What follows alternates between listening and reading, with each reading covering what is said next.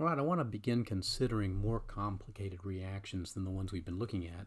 Unimolecular reactions are actually fascinating and have been studied quite a bit in the last 50 years, but the ones that most of us do in the laboratory involve more than just one reactant, so I think it's worthwhile to talk about the kinetics of those reactions as well. Now, one of the things that we typically do with more complex reactions is we try to break it down into a sequence of steps. So the sequence of steps is a way of taking a complex transformation that occurs between chemical species and basically expressing it as a series of much simpler transformations. Now, when we have this sequence, what we want to do is make sure that each step represents something called an elementary step. So let me write that down and define it. An elementary step in this sense is going to be a reaction with only one transition state.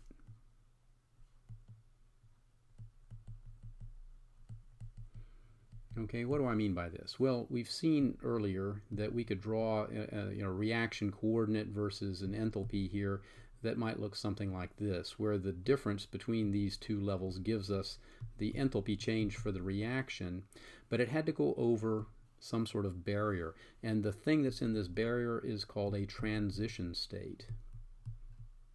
Now, what I've drawn here would be, in effect, a reaction enthalpy diagram for an elementary step. And something that's more complicated in this may show more than one of these maxima in the course of the reaction. Okay, but an elementary step can only have one of these transition states in there, and as a result, a more complex reaction is going to involve a path that has multiple hills that it has to climb. Now, the total reaction will be this sequence of steps, and the reason why we cannot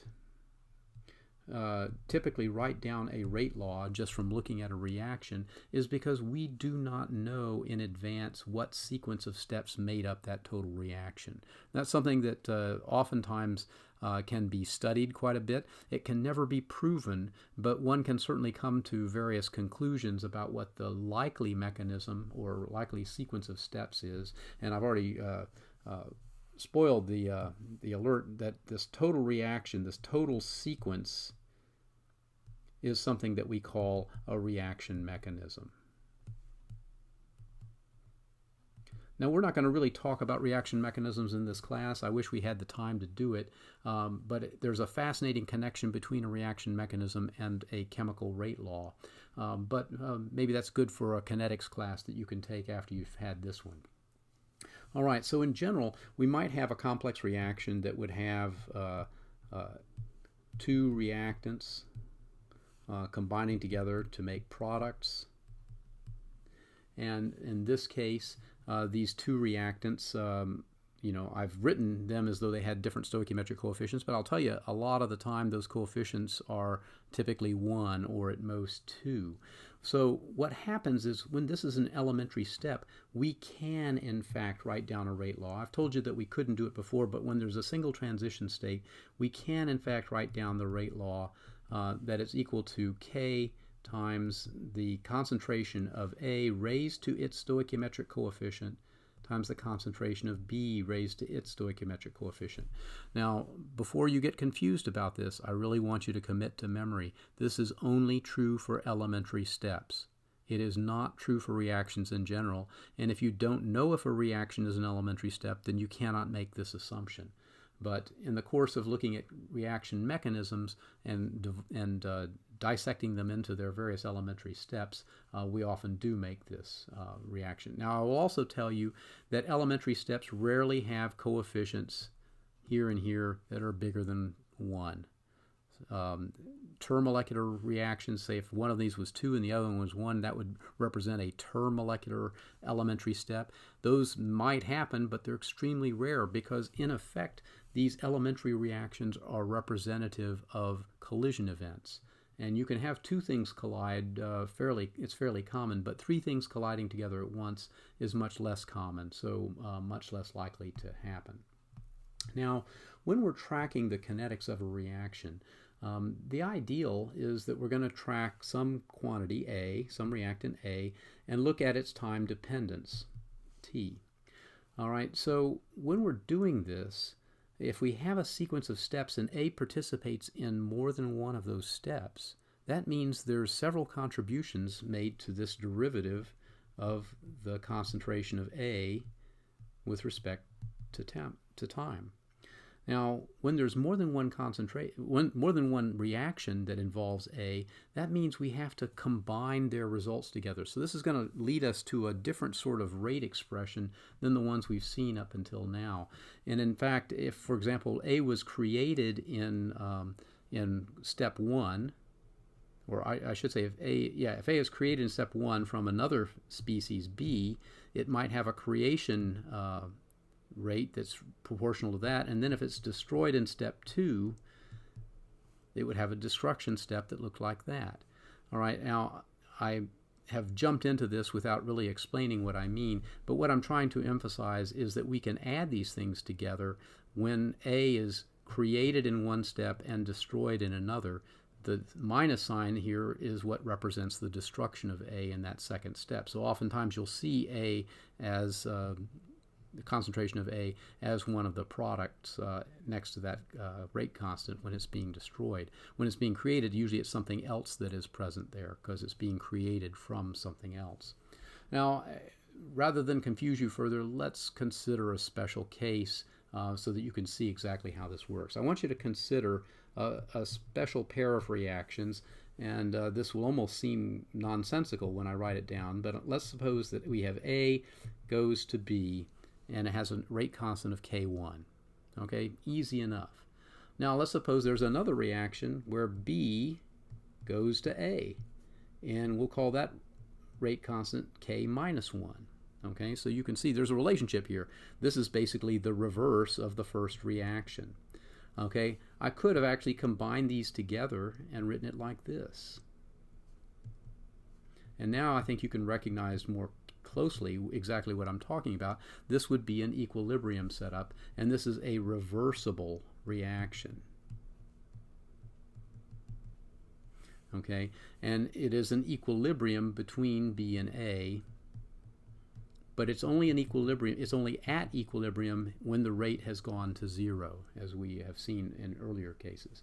So now, if I were to write down the time derivative of the concentration of A for this pair of reactions here, what would it look like? Well, let's write dA dt. Okay, A is created in the second step, in this step. So it would be K minus 1 times B. And it is destroyed in the first step. So it's minus K1 times A. All right, so this is showing, this is what I was trying to illustrate up here, but this is showing us that in the step where it's created, it's positive. In the step where it's destroyed, it's negative. And that contributes now to the change of A as with respect to time. Okay, now if we suppose that we start with A at some initial concentration, so let's say A0 is the initial concentration, and let's suppose that the initial concentration of B is actually equal to 0. So we've started with a reaction mixture that has only A in it, no B, but as A reacts, it will be turned into B, and then the B can turn around and be part of this second reaction and go back to form A. Now, if you're wondering, could this reaction system possibly ever exist? Well, sure it could if you have an isomerism reaction. That is a reaction that interconverts two isomers to one another. Okay, so let's suppose that initially we have X of A that reacts.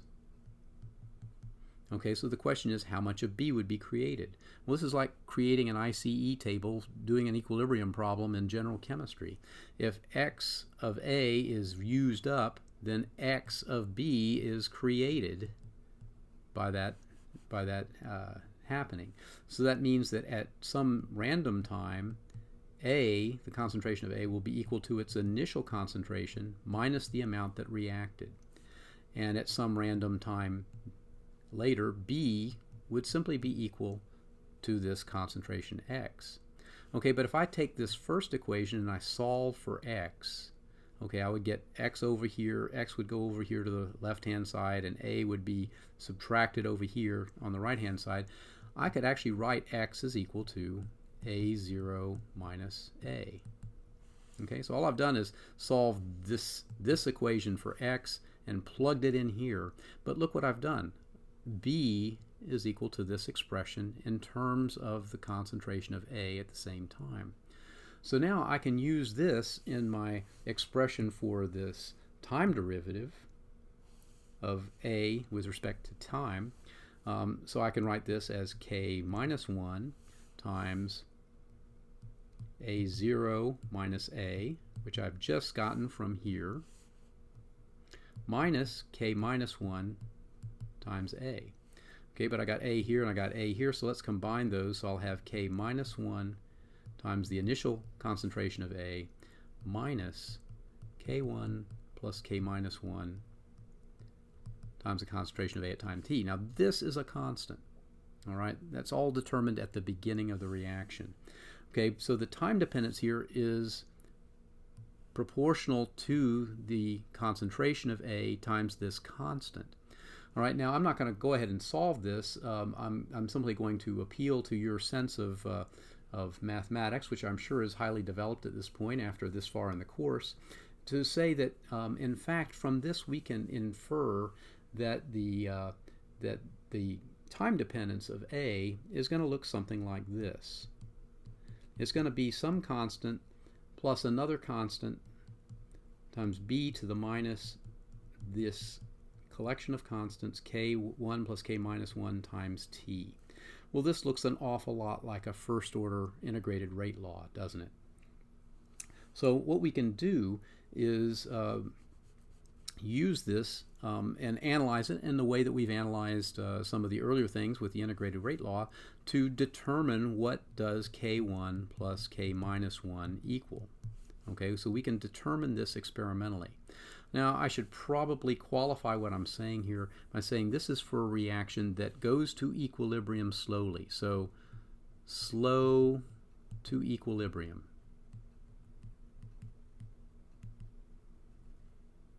All right, if it goes to equilibrium too fast, we have to use other methods, and we'll in fact talk about that very shortly.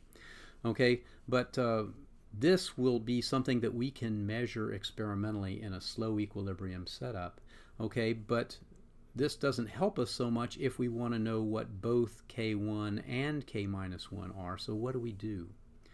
Well, I mentioned that the condition of equilibrium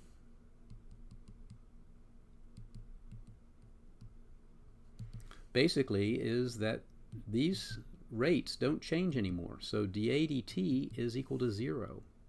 Okay, but dA dt is equal to this.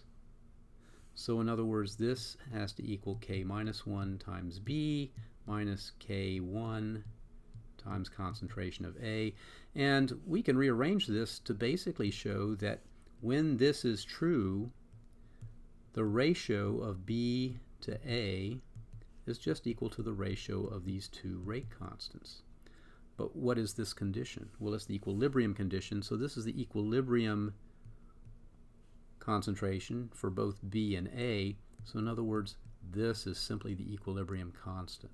So what we have here is another condition on K1 and K minus 1 that we can use along with the measurement that we've made of this. And with these two pieces of information, we have two equations for two unknowns, and so we can easily solve for both K1 and K minus 1 in this case. But what I've laid out here is really most easily applicable when we have a slow equilibrium. And when we have a fast equilibrium, we have to resort to some more exotic experimental procedures. But we'll talk about that next. Stay tuned.